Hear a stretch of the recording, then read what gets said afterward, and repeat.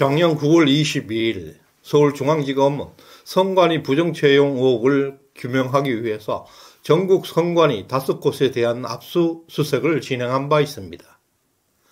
또한 작년 9월 7일 국가권익위는 지난 7년간 선관위 경력직 채용 과정을 전수조사한 결과 353건의 채용 비리 의혹과 58명의 부정 합격자를 적발했고, 선관위 약 3,000명의 직원 중에서 400명 이상이 채용 비리에 연루되어 있고, 2017년부터 2023년 5월까지 진행되었던 중앙선관위와 전국선관위의 경력직 채용 162건 중에서 64.2%인 104건에 대해서 채용 절차 위반 또는 부정채용의 정황이 드러났다고 발표한 바 있습니다.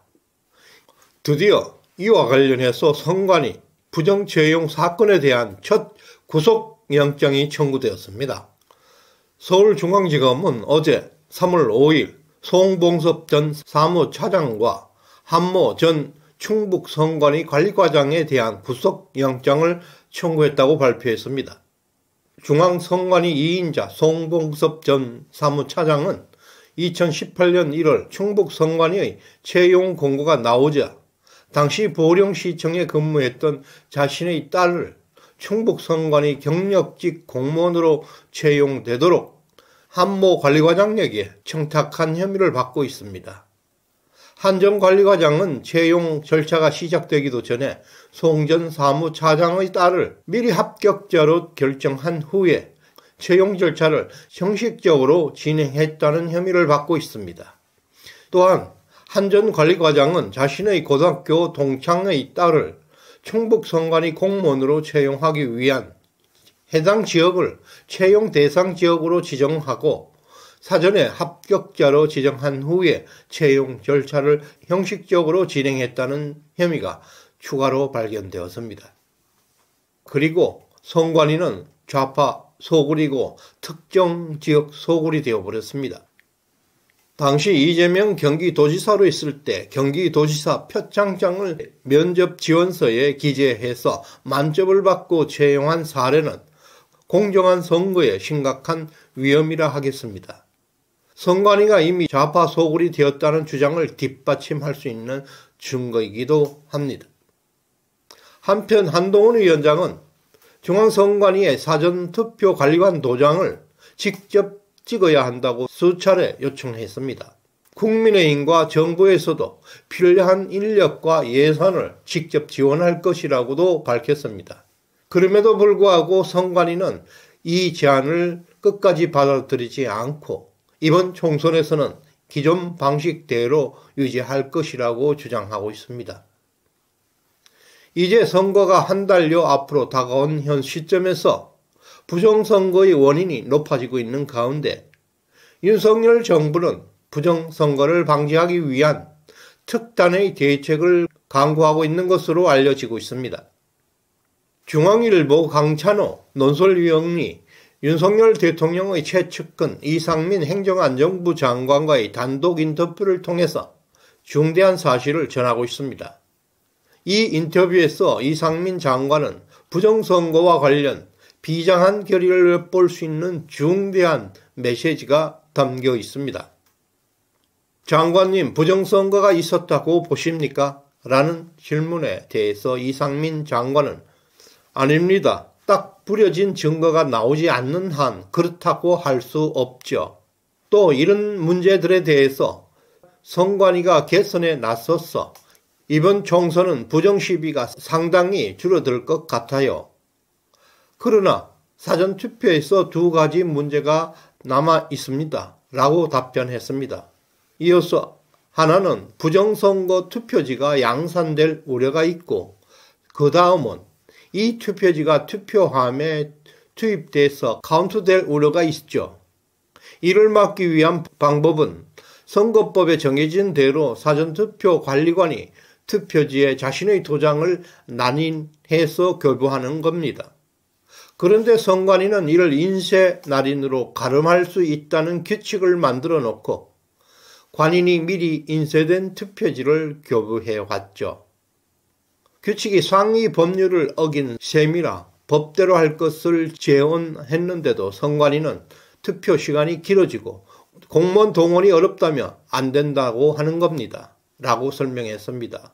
이 발언을 통해서 볼 때 이상민 행정부 장관 역시 부정선거 문제에 대해서 세부적인 이해와 해결 방안에 대해서 명확한 견해를 가지고 있음을 우리는 확인할 수가 있었습니다.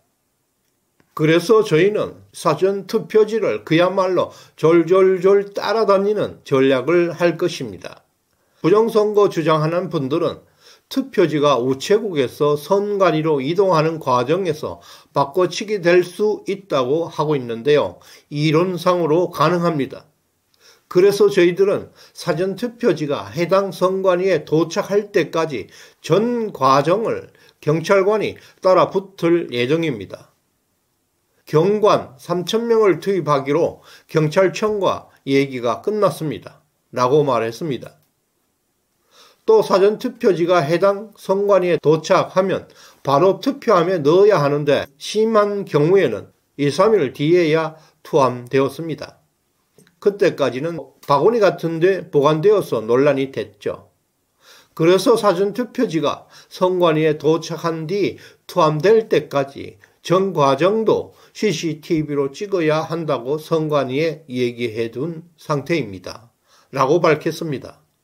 이상민 장관은 현장 날인 시간이 늘어진다는 선관위의 주장에 대해서도 구체적인 데이터를 바탕으로 반박하고 있습니다. 시뮬레이션을 해봤습니다. 총선 당일 오전 6시에 땡 하고 투표소 문이 열리자마자 100명이 입장하는 극단적 상황을 가정해 봅시다.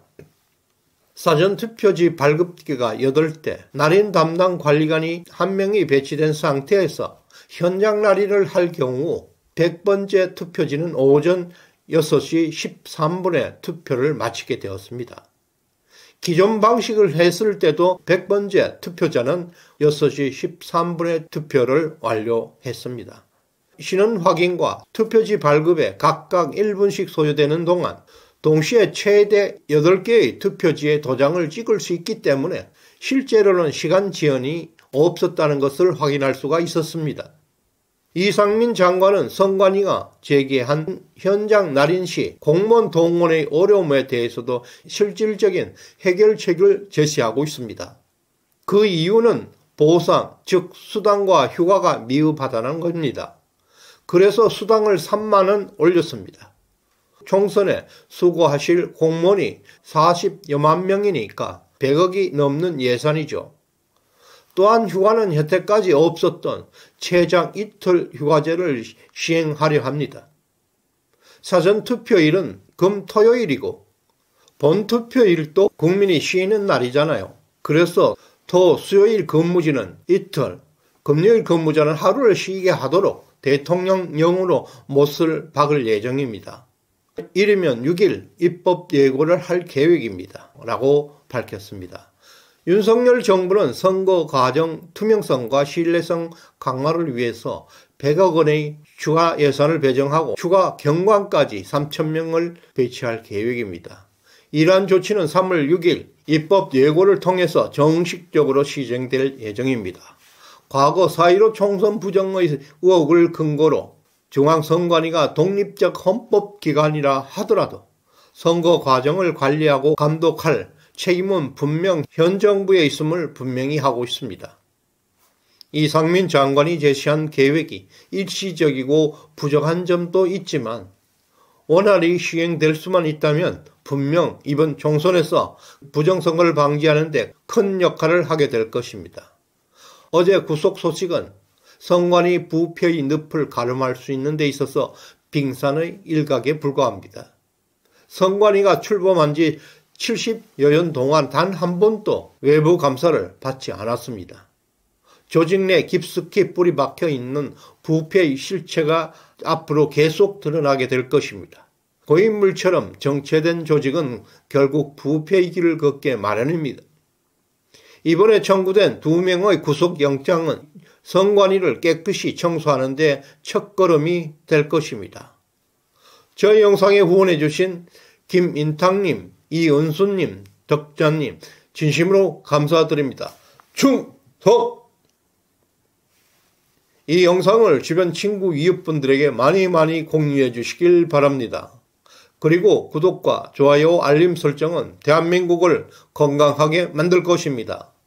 끝까지 시청해주신 여러분께 감사의 마음을 드립니다. 고맙습니다.